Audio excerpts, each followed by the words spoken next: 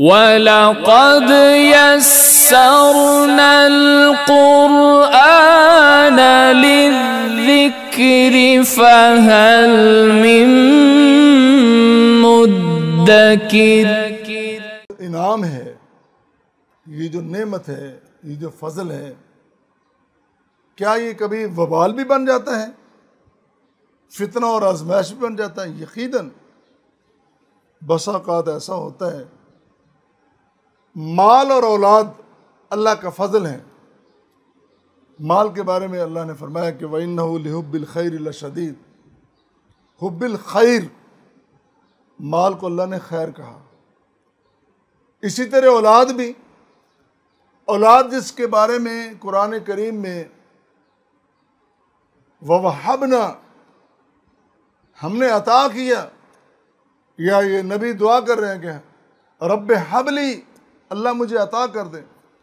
تو اللہ کی عطا اور اللہ کا فضل ہے اولاد، مال بھی اور اولاد بھی۔ لیکن یہ بھی فرمایا وَاعْلَمُوا أَنَّمَا أَمْوَالُكُمْ وَأَوْلَادُكُمْ فِتْنَةٌ وَأَنَّ اللَّهَ عِنْدَهُ أَجْرٌ عَظِيمٌ۔ لوگوں، یہ اموال، یہ اولادیں، یہ فتنہ ہیں، یہ آزمائش ہیں، اور اصل اجر تو اللہ کے پاس ہے۔ یہ فتنہ کب بنتے ہیں؟ مثال کے طور پر ایک بندہ شادی شدہ ہے، سال 2 سال 3 سال گزر جاتے ہیں، اس کے ہاں بیٹا نہیں ہوتا۔ اب اس کی خواہش تو ہوتی ہے، خواہش کے ساتھ کوشش بھی شروع کر دیتا ہے۔ کوشش کی کیا؟ اس پیر کے پاس گیا، اس کے پاس گیا، تعویذ لیا، دم کروایا، یہ کر یہ کر، اس طرح کے طریقے اختیار، اور جائز کے ساتھ ناجائز طریقے بھی اختیار کر لیتا ہے بچے کو حاصل کرنے کے لیے، اولاد کے حصول کے لیے۔ تو یہیں بیڑا غرق ہو گیا۔ اور پھر اگر ان ناجائز طریقوں کے اختیار کرنے کے بغیر ہی اللہ نے اولاد دے دی، تو اللہ کا شکر ادا کرنے کے بجائے وہ کیا کرتا ہے؟ اولاد کی خواہشات کو پورا کرنے کے لیے ہر ناجائز راستہ اختیار کر لیتا۔ کہتا کیا کروں، میں نے اپنے بچوں کو پڑھانا ہے، اچھے سکول میں نہ پڑھاؤں تو لوگ کیا کہیں گے؟ مہنگے سکول میں پڑھانے کے لیے ناجائز راستے اختیار کرتا ہے۔ جس نے ناجائز راستے اختیار کر کے بچوں کی ان کے حصول کے لیے یا ان کی تعلیم کے لیے، ان کی تعلیم کی تکمیل کے لیے برباد ہو گیا۔ اسی طرح پیسہ حاصل کرنا، وسائل حاصل کرنا اور ناجائز طریقے اختیار کرنے، تمام ناجائز طریقے اللہ نے منع کر دیے، جس میں اوروں کا حق چھین کر اپنی جیب میں ڈالتے ہو، تب جا کے مال بھی فتنہ بنتا ہے اور اولاد بھی فتنہ بنتی ہے۔ اور یہ اللہ کے بندوں کا شیوا نہیں ہے۔ اللہ تو کہتے ہیں کہ میں نے جو کچھ دیا ہے، جو کچھ میں نے دیا ہے، مال دیا ہے، اولاد دی ہے، عقل دی ہے، تعلیم دی ہے، منصب دیا ہے، عہدہ دیا ہے، جو عشمت دی ہے، ان سب کے حصول کے بعد میرا شکر ادا کر اور میری بارگاہ میں جھک جا۔ اور اللہ کے بندے، ایک سجدہ تو جسے گراں سمجھتا ہے، 1000 سجدوں سے آدمی کو دلاتا ہے نجات۔ ایک بار اللہ کی بارگاہ میں جھک تو صحیح۔ اور پھر یہ جو تنگی اور غریبی ہے نا، یہ تو آزمائش ہے ہی، کشادگی اور فراخی بھی آزمائش ہے۔ حدیث میں آتا ہے، جامع ترمذی کی روایت ہے، نبی کریم صلی اللہ علیہ وسلم نے فرمایا کہ ہر امت کی ایک آزمائش ہے، اور میری امت کی آزمائش مال ہے۔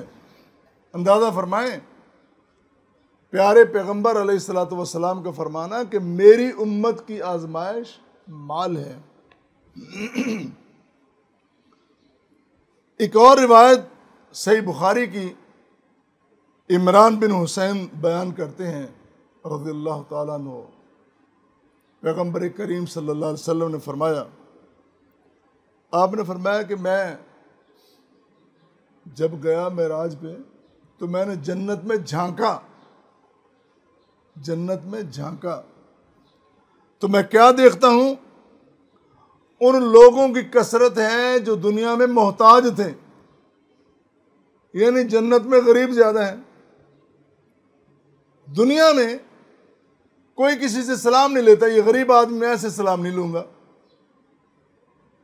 یہ میرا ماتحت ہے، یہ میرا اسسٹنٹ ہے، میرے سامنے کیسے بیٹھے گا؟ اس کے پاس میرے جیسے کپڑے نہیں، میرے جیسا لباس نہیں، میرے جیسا منصب نہیں، میرے ساتھ کیسے بیٹھ سکتا ہے؟ یہ تو غریب ہے۔ خاندان کا فرد ہو، جماعت کا فرد ہو، پارٹی کا فرد ہو، محلے کا ہو، سماج کا، معاشرے کا ہو، کوئی بندہ اس کو پاس بٹھانے کے لیے تیار نہیں ہے۔ لیکن کیا کریں، یہ اللہ کے فیصلے، اللہ نے کہہ دیا ہے کہ جنت میں نے ان غریبوں کو لے کے جانا، دنیا میں بھی ترستے رہے، آخرت میں تو نہ ترسیں۔ لیکن یہاں یہ بھی یاد رکھیں، جو غریب ہوگا اور ساتھ بدکار ہوگا، اکڑا ہوا ہوگا، غریب تو پھر آکڑیا ہے، اس کو سزا بھی زیادہ ملے گی۔ اور تیرے پاس پہلے ہی کچھ نہیں، اکڑتا کس بات پہ ہے؟ ذرا غور تو کر کہ تجھے اللہ نے تمام چیزوں سے محروم کر، پھر تو اکڑا جا رہا ہے کس بات پہ؟ اللہ کا شکر ادا کر، فکر کر، صبر کر۔ صبر کرے گا تب بھی اجر ملے گا، شکر کرے گا تب بھی تجھے اجر ملے گا۔ اللہ غریبی بھی وہی دیتا ہے، امیری بھی وہی دیتا ہے، نعمتیں بھی وہی عطا کرتا ہے، اور نعمتوں سے محروم بھی وہی کرتا ہے۔ اور وہ اللہ جب چاہے، یہ اللہ کے فیصلے ہیں۔ اللہ تعالیٰ کو نہ کوئی سوال کرنے والا ہے اور نہ کوئی روکنے والا ہے۔ اور پھر ایک اور بات، چھوٹی سی بات میں عرض کر کے گفتگو کو سمیٹ رہا ہوں، وہ یہ ہے، یہ جو شکر ہے نا، یہ زندگی ہے اور کفر موت ہے۔ کفر موت ہے۔ اللہ تعالیٰ قرآن کریم میں فرماتے ہیں وَكَيْفَ تَكْفُرُونَ بِاللَّهِ وَكُنْتُمْ أَمْوَاتًا فَأَحْيَاكُمْ، تم مردہ تھے، میں نے زندہ کیا، تم کس طرح کفر کر سکتے ہو؟ یعنی تم زندہ بھی اور کفر بھی کرو۔ سوال ہے نا قرآن کریم کا۔ اب میرے بندو، میں نے تمہیں زندگی دی، تم پھر زندگی ہونے کے باوجود کیسی زندگی ہے؟ وہ کسی نے کہا نا کہ زندگی زندہ دلی کا نام ہے، اس نے تو شاید کسی اور انداز سے کہا ہوگا یا کسی اور کام کے لیے، لیکن یہاں بھی فٹ بیٹھتا ہے۔ زندگی زندہ دلی کا نام ہے، مردہ دل بھی کیا خاک جیا کرتے ہیں؟ تیرے افکار مردہ، تیرے اعمال مردہ، تیرے عقائد مردہ، تیری سوچ مردہ، تیرا رہنا چلنا پھرنا سب مردہ، تو زندہ کیسا ہے؟ جو اللہ کو نہیں مانتا، اللہ کے رسول کو نہیں مانتا، حقیقت سے آشنا نہیں ہے، جس کا قیامت پہ ایمان نہیں، جس کا فرشتوں پہ، رسولوں پہ، جس کا تقدیر کے خیر و شر پہ ایمان نہیں، وہ کیسا زندہ ہے؟ وہ تو مردہ ہے۔ یہ قرآن کہہ رہا ہے۔ اور بھی بہت ساری کچھ باتیں ہیں، لیکن وقت کی قلت کے پیش نظر انہی الفاظ کے ساتھ اللہ ان لوگوں کا راستہ جن پر تو نے انعام کیا، فضل کیا اپنی رحمت کی، اور اللہ ہمیں بھی ویسا ہی بنا دے کہ ہماری زبان سے ہمیشہ تیرا شکر نکلے، اور ہم ہمیشہ صبر کریں، اور ہمیشہ ہم حسن کردار کا مظاہرہ کریں۔